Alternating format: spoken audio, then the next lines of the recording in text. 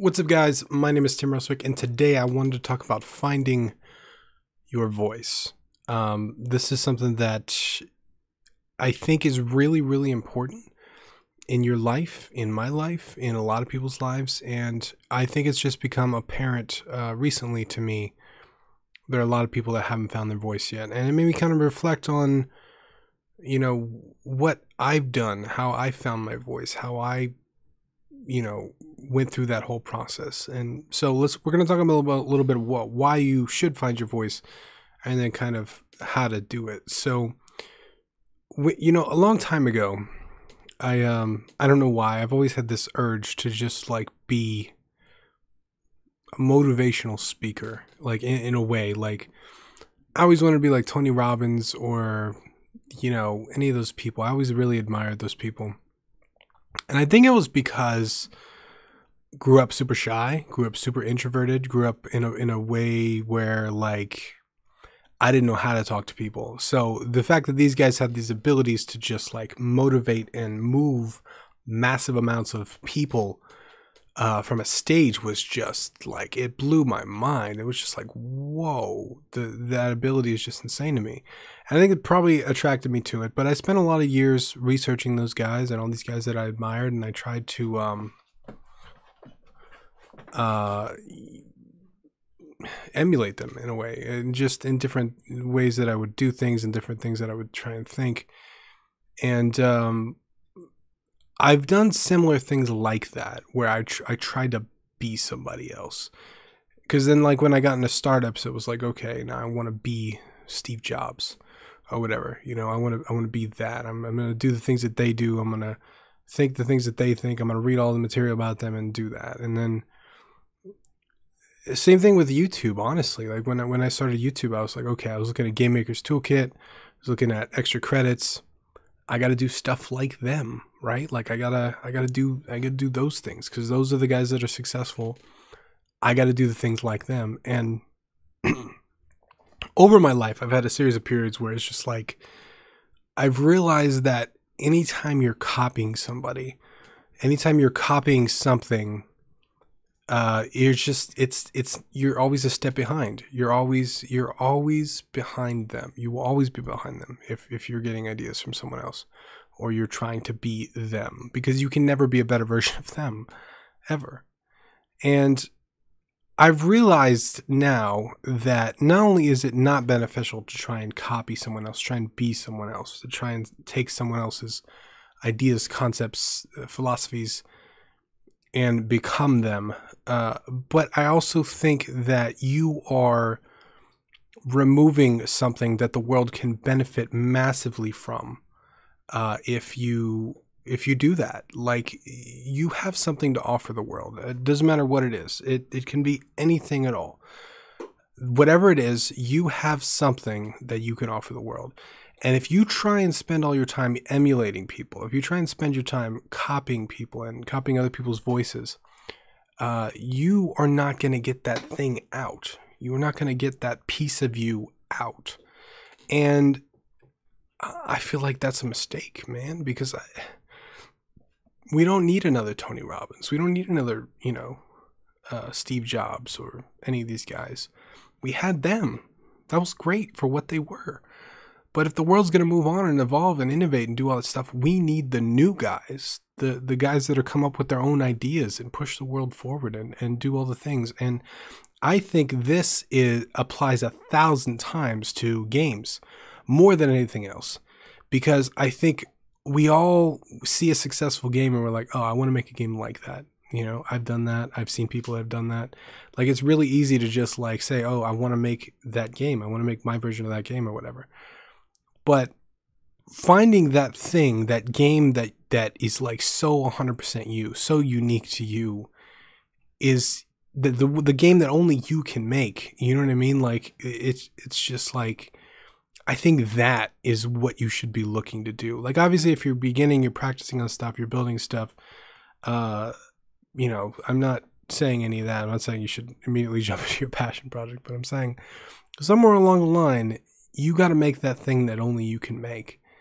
And, with Philophobia, It was funny. Somebody in the Discord chat a while back, they were like, Tim, that was a great idea with Phylophobia. I'm going to copy it. Thanks for the ideas. And I was like, oh, good luck, man. And it was funny because I knew in my heart and soul, there's no way that anybody could copy that. They could copy the surface graphics. They could copy the mechanics. They maybe even could copy the art style, but they can't copy what that game is, man, because that game is so personal.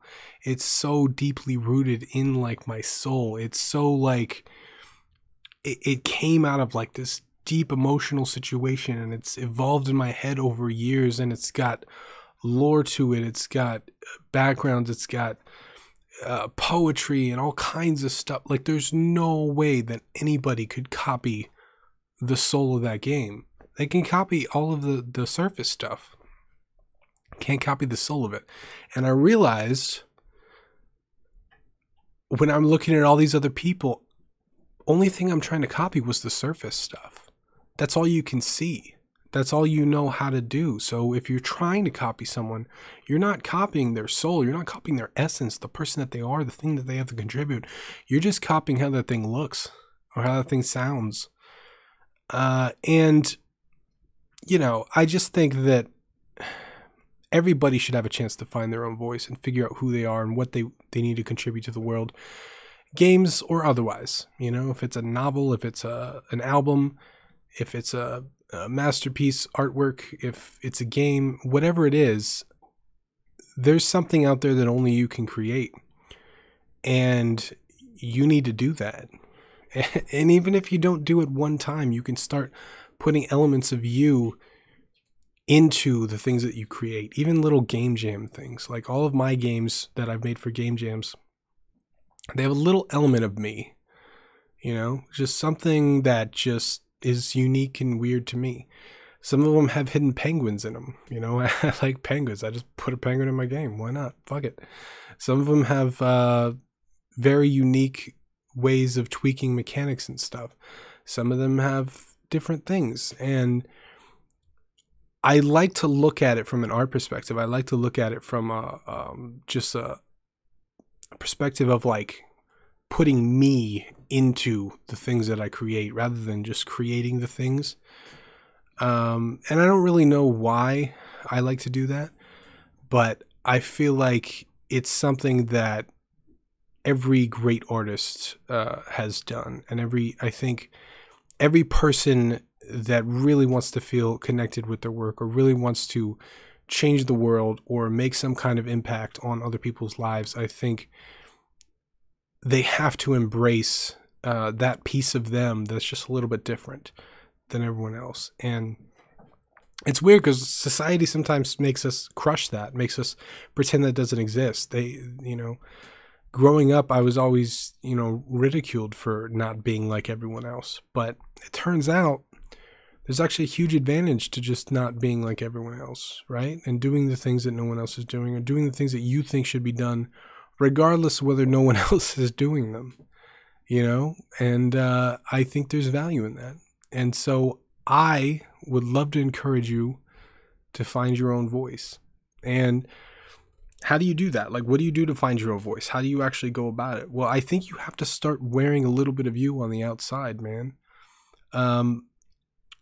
You know, for a long time, like the clothing that I would wear, the things that I would do, it would just, I would just wear blank t-shirts and there was nothing on me. And this was probably, I don't know, 7-8 years ago, maybe. And I realized one day, because I asked somebody, I was like, just like, why do people not want to talk to me? What is it about me that's just so unapproachable? Like, why can other people talk to other people, but I can't? Like, why do I have trouble with that? And I realized that a lot of the stuff that I was doing was being unapproachable. I wasn't making eye contact with people. I had no sliver of my personality on the outside whatsoever. So people looking at me, they don't know who the hell I am. They don't know if I'm a tech guy. They don't know if, you know, they don't know anything about me. A little thing like a t-shirt, like an Android t-shirt, like that goes a long way about saying who someone is, right? Just little things like that. I got a tattoo on my arm. I have little things where I just kind of put a little bit of my inside on my outside. And as I started doing that and getting comfortable with that and kind of, building that up, I just tried a bunch of things. I tried to do things that maybe put me outside of my comfort zone. I tried a bunch of things. If you look at the post history on this YouTube channel, man, I have covered so many different topics from so many different places.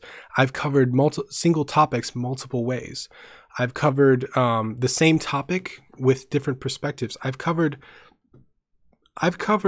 like my ideas that completely oppose each other on the same concept, right? Like one side is saying don't do this, the other side says do this, and they're both valid. But I'd had to do all of that. I had to figure all that out. I had to do a lot of it. I had to post a ton. Like if we're talking about YouTube specifically, I had to post a ton to figure out what I wanted to say and who I wanted to be and the voice that I wanted to have. And it's still evolving. It's still changing. I think it's right now, out of more than any time in the last 10 months, I think it's starting to evolve even more, because I feel like we're at a different stage of the community growth, and it's good. It's good when you just let a little bit of that inside out, and you can experiment with it. You can try things, and you can just put a little bit of your heart and soul into the things that you create intentionally, not just accidentally, like intentionally, just saying, I want a piece of me in this, like in the clothing that I wear and the things that I say and how I greet people and how I interact with people and the things that I create, like all of that. I think there's value in it. So I hope you guys found this useful. If you did, please leave me a like and a comment down below. Have you found your voice yet? Let me know.